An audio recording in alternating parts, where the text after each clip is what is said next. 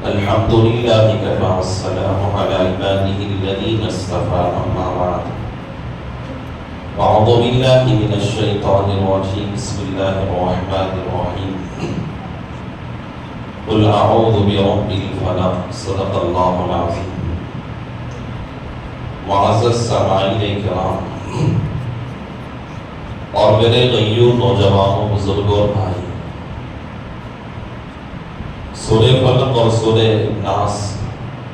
اللہ تعالیٰ نے کیوں نازل فرمایا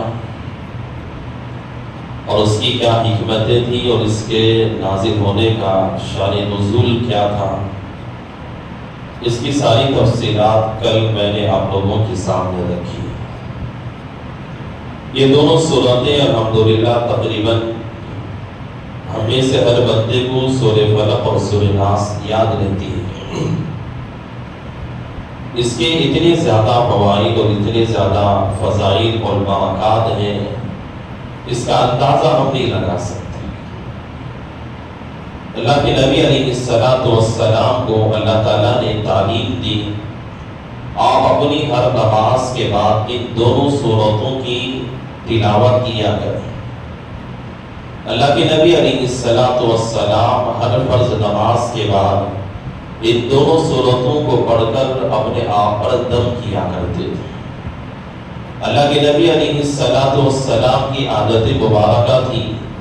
رات میں سونے سے پہلے جب بستر پر جاتے اللہ کے نبی ان معوذتین سورہ فلق اور سورہ ناس کو 3 مرتبہ پڑھ کر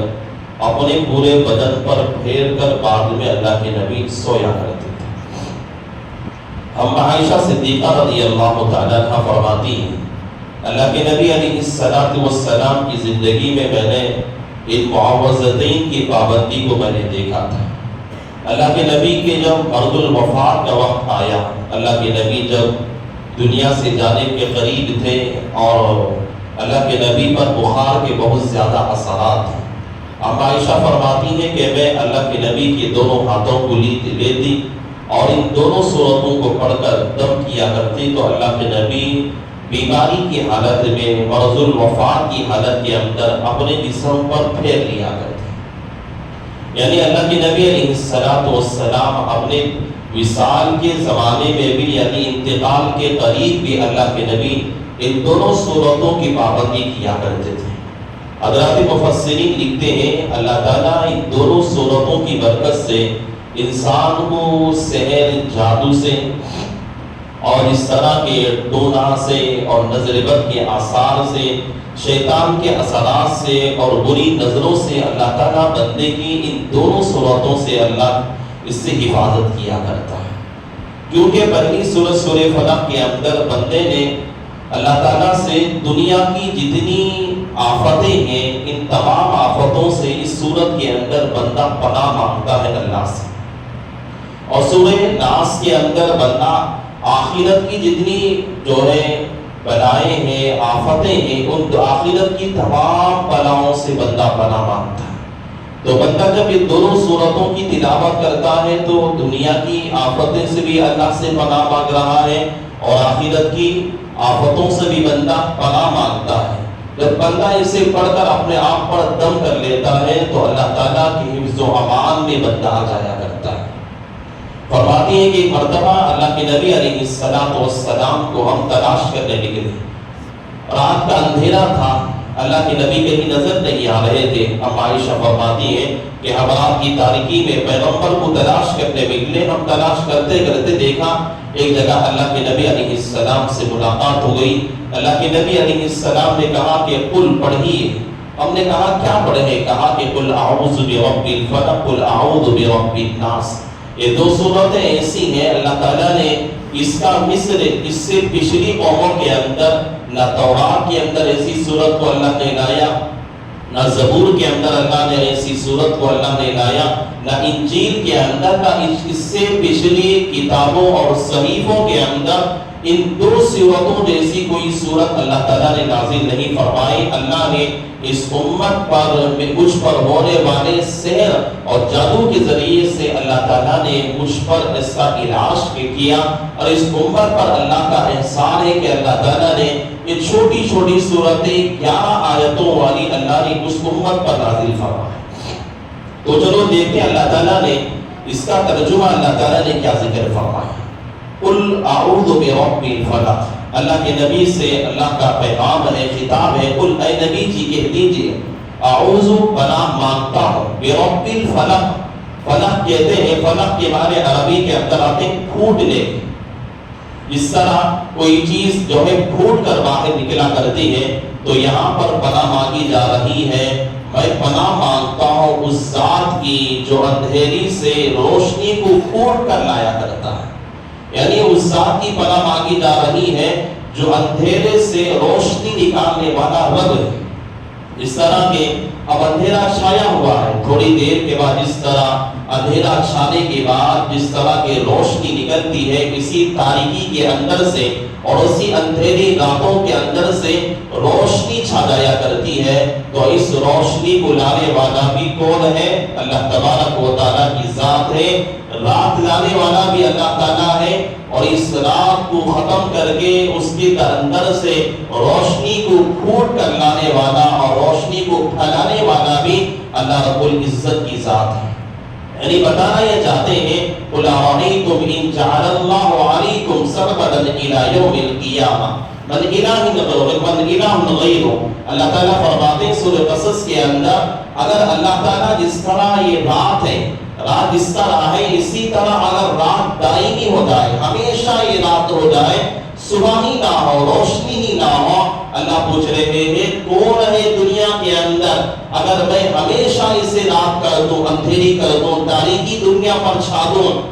کون ہے دنیا کے اندر جو رات کے اندر روشنی کو لا سکے، جو تاریکی کو ختم کر سکے، جو اندھیریت کو ختم کر سکے؟ کون ہے؟ ان جعل اللہ علیکم سرمدا الی یوم القیامہ من الہ غیر، اللہ کہہ رہے ہیں میرے علاوہ دنیا میں کوئی ہے جو اس تاریکی کو ختم کر کر جو ہے روشنی کو لا سکے؟ دنیا کے اندر بہت سارے ممالک ایسے ہیں، حضرت شیخ الاسلام نے اپنی کتاب کے اندر ایک جگہ لکھا ہے، میں ایک جگہ ایسی جگہ پہ گیا تھا جہاں پر جو ہے 90 گھنٹوں کا ایک دن تھا، یعنی تقریباً 3 دن جو ہے پورا رات ہی رات تھی، تاریکی ہی تاریکی تھی، 3 دن کا تو تقریباً پوری رات چھائی ہوئی تھی۔ اور بعض ممالک کے اندر، دنیا کے اندر، مشرقی ممالک کے اندر ایسے بھی ممالک ہے، علماء نے لکھا ہے کہ وہاں پر 6 مہینے کی رات ہوا کرتی، 6 مہینے کی رات ہوتی ہے اور 6 مہینے کا دن ہوا کرتا ہے۔ تو اللہ کہہ رہے ہیں کہ ہے کوئی دنیا کے اندر اللہ تعالیٰ نے انسانی جو کائنات بنایا ہے، دنیا جس طرح کے گول گھوم رہی ہے، اللہ نے ایک نظام بنا دیا کہ فلاں وقت پر سورج نکلے گا، فلاں وقت پر جو ہے سورج غروب ہو جائے گا، یہ نظام ہے۔ اس نظام کے اندر دنیا کے اندر کوئی ہے جو تبدیلی لا سکے؟ دنیا کے اندر کوئی ہے صبح ہو رہی ہے کوئی رات لا سکے؟ حضرت ابراہیم علیہ السلام نے جب توحید کا اعلان کیا، نمرود نے جب کہا کہ میں بھی ہوں تو لوگوں کو زندہ کرتا ہوں، موت دیتا ہوں، ایک آزاد انسان جا رہا تھا اسے قتل کر دیا، ایک جو ہے غلام تھا قید خانے سے آزاد کر دیا، تو حضرت ابراہیم علیہ السلام نے کہا تھا کہ جب تو یہ کر سکتا ہے، میرا جو ہے رب ہے سورج کو نکالتا ہے مشرق سے مغرب میں ڈبو دیا کرتا ہے، اگر تو اپنی خدائی کے اندر سچا ہے تو مغرب سے جو ہے سورج کو نکال کر بتا اور اسے الٹی جگہ پہ ڈبو کر بتا۔ وہ لاجواب ہو گیا۔ دنیا کے اندر کوئی طاقت ایسی نہیں ہے، دنیا کے اندر ایسا نہیں ہے جو اللہ کے نظام کائنات کے اندر خلل پیدا کر سکے۔ دنیا کے اندر کوئی انسان ایسا نہیں ہے، کوئی طاقت ایسی نہیں ہے، اس لیے کہہ رہے ہیں قل اعوذ برب الفلق، اپنے رب کی پناہ مانگو جو فلق کا رب ہے، جو دنیا کے اندر صبح میں تاریکی کو ختم کر کے اسے روشنی کو پھوٹ کر لانے والا، روشنی کو پھیلانے والا رب العالمین ہے۔ دیکھو تاریکی کے اندر سب سے زیادہ رات آتی ہے تو شر زیادہ پھیل جاتا ہے، شر کی طاقتیں عروج پر آتی ہیں، شر کی طاقتیں پھیل جاتی ہیں، شیطانی طاقتیں رات میں جتنا کام کرتی ہیں اتنا دن میں نہیں کرتی، سب سے زیادہ شیطانی طاقتیں اور آفتیں بلیات رات کے اندر آتے ہیں۔ حدیث کے اندر آتا ہے کہ سال میں ایک مرتبہ ایک رات ایسی ہوتی ہے جن میں آفتیں آسمان سے نازل ہوتی ہیں۔ اللہ کے نبی نے فرمایا کہ تم اسی لیے اپنے گھڑے کو، اپنے جو ہے چیزوں کو کھانے پینے کی بند کر کے رکھو، کہیں ایسا نہ ہو کہ اس رات کے اندر وہ آفتیں آسمان سے نازل ہو، تمہارے پانی کے اندر، کھانے پینے کی چیزوں کے اندر کہیں نازل نہ ہو جائے۔ رات انسان کے اندر انسان کو راستہ بھٹکا دیتی ہے، کبھی گمراہی کے اندر لا دیتی ہے، کبھی گناہوں کے اندر مبتلا کر دیتی ہے۔ رات کے اندر شر اور فتنے اور بلیات زیادہ عروج پہ ہوا کرتے ہیں۔ رات انسان کے لیے کبھی پریشانی کا ذریعہ بنتا ہے تو دن ہی ہے انسان کے لیے جو ہے بہت سارے آسانیاں پیدا کرتا ہے۔ تو اللہ تعالیٰ کسی سے ایک اور بات سمجھا رہے ہیں، جب تم لوگوں پر کوئی پریشانی آتی ہے، آفات آتی ہے، بلیات آتی ہے، تو کون ہے تمہارے پر سے پریشانی کو دور کرنے والا؟ کون ہے دنیا کے اندر تم سے مصیبتوں کو دور کرنے والا؟ کون ہے تم سے آفات اور بلیات کو ختم کرنے والا؟ دنیا کے اندر کون ہے تم سے اور تمہارے اوپر آنے والے حالات کو ختم کرنے والا؟ اس طرح دنیا کے اندر، نظام کائنات کے اندر اللہ جس طرح تاریکی سے روشنی نکالنے والا، اس تاریکی کو ختم کر جو ہے روشنی لا کر دنیا کو چمکانے والا خدا تعالیٰ ہے، اسی طرح انسانوں کی زندگی کے اندر سے بلاؤں، مصیبتوں اور پریشانیوں کا ازالہ کر کے، اسے ختم کر کے انسان کو راحت دینے والا بھی اللہ تعالیٰ ہے۔ تو اللہ تعالیٰ اس آیت میں سمجھا رہے ہیں کہ ہر چیز میں اپنے پیدا کرنے والے اور فلق کے خالق سے، یعنی اس طرح اللہ نے یہاں فلق کا لفظ ذکر فرمایا، یہ فلق کا خالق ہے، تو اللہ تعالیٰ تمہاری ہر چیز کا خالق ہے، تمہیں مصیبت دینے والا، پریشانی دینے والا اور اسے زائل اور ختم کرنے والا بھی رب العالمین ہے۔ تم اپنے رب سے پناہ مانگو گے، اپنے آنے والی پریشانیوں کا حل مانگو گے، تو اللہ تعالیٰ بھی تمہارے زندگیوں کے اندر اسی طرح جس طرح اللہ تاریکی کے اندر سے روشنی کو اللہ پھوٹ کر پوری دنیا کو روشن کر دیتا ہے، اللہ تمہاری زندگیوں کے اندر بھی اللہ روشنی کو لائے گا، اور اس طرح پوری دنیا روشن ہو جاتی ہے۔ اسی طرح بندہ اپنے رب سے پناہ مانگے گا، شر اور فتنوں کے سے پناہ مانگے گا، اللہ تعالیٰ کے سامنے دعائیں کرے گا، اللہ تعالیٰ بھی انسان کی زندگی کے اندر ایسی ہی چمک اور ایسی ہی روشنی لاتے ہیں، انسان کی زندگی سے اسی طرح کی تاریکی کو اللہ ختم کر دیا کرتے ہیں۔ اسی کو کہا گیا قل اعوذ برب الفلق، میں پناہ مانگتا ہوں اس ذات کی جو دنیا کے اندر فلق کا خالق ہے، جو تاریکی کے اندر روشنی کو پھیلانے والا خالق دو جہاں ہے۔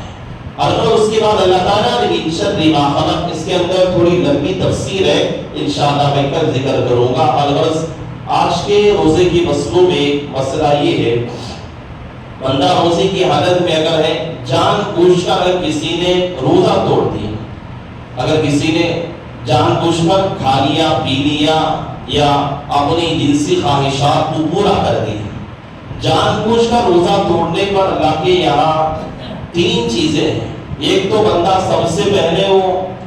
اسے قضا کرنی پڑے، یعنی رمضان کے بعد ایک روزہ جس طرح اس نے توڑ دیا ہے اس کی قضا کرنی پڑے گی، اور دوسرا مسئلہ یہ ہے کہ اس کا کفارہ ادا کرنا پڑے گا۔ کفارہ کیا ہے؟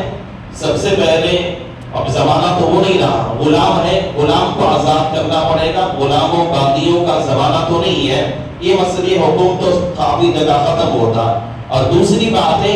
2 مہینے مسلسل روزے رکھنے پڑے گے، 2 مہینے۔ اگر کسی بندے نے 50 پر 9 دن روزہ رکھا اور درمیان میں ایک روزہ اگر چھوڑ دیا تو پھر دوبارہ شروع سے روزے رکھنے پڑے گے۔ اگر ایک روزہ جان بوجھ کے رمضان کا چھوڑ دیتا ہے، اس کا کفارہ کیا ہے؟ 2 مہینے مسلسل روزے رکھنے پڑے۔ کسی نے 40 دن روزے رکھے، ایک روزہ چھوڑ گیا تو پھر دوبارہ شروع سے روزے رکھنے پڑے گے۔ اور دوسرا حکم یہ ہے اگر روزہ رکھنے کی طاقت نہیں ہے 2 مہینے روزہ نہیں رکھ سکتا تو 60 مسکینوں کو 2 وقت کا کھانا کھلانا پڑے گا، تو کم سے کم اس کے لیے کھانا نہیں کھلا سکتا تو 60 مسکینوں کو صدقۃ الفطر اسے دین ادا کرنا پڑے گا، تبھی اس روزے کا کفارہ ادا ہوگا۔ اس کے علاوہ کوئی جس طرح روزے کی حالت کے اندر طے ہو جاتی ہے، اگر بندے کو بعض مرتبہ جو ہے روزے کی حالت میں ہے الٹی ہو گئی تو کیا اس سے روزہ فاسد ہوتا ہے یا نہیں؟ فقہاء نے لکھا ہے کہ اگر ایسے ہی خود بخود اگر قے ہو گئی الٹی ہو گئی، چاہے منہ بھر کر ہو یا آدھا منہ قے ہوئی ہو، دونوں حالتوں میں خود بخود قے ہونے پر روزہ نہیں ٹوٹا کرتا۔ اگر کسی نے انگلیاں ڈال کر اپنے منہ کے اندر خود بخود جان بوجھ کر اگر اس نے قے کیا ہو تب بھی اگر منہ بھر کر اگر قے ہوئی ہے الٹی ہوئی ہے تب روزہ ٹوٹ جائے گا۔ اگر انگلیاں خود بخود ڈال کر تب بھی اگر قے منہ بھر کر نہیں ہوئی، آدھا منہ قے ہوئی ہے تو تب روزہ نہیں ٹوٹا کرتے، یعنی خود بخود قے ہونے سے روزہ نہیں ٹوٹتا، جان بوجھ کر بندہ اگر انگلیاں ڈال کر قے کرتا ہے منہ بھر کر ہو جاتی ہے تو اس سے روزہ فاسد ہو جاتا ہے۔ اللہ ہم سب کو عمل کی توفیق عطا فرمائے۔ روزے کی نیت کر لیں، بالصوم یوم نویت فتقبل منی۔ اللهم صل على سيدنا مولانا محمد وبارك وسلم۔ ربنا آتنا في الدنيا حسنة وفي الآخرة حسنة وقنا عذاب النار۔ ربنا ظلمنا أنفسنا وإن لم تغفر لنا وترحمنا لنكونن من الخاسرين۔ جزا الله عنا محمدا ما هو أهله صلى الله عليه وسلم۔ سبحان ربك رب العزة عما يصفون وسلام على المرسلين والحمد لله رب العالمين۔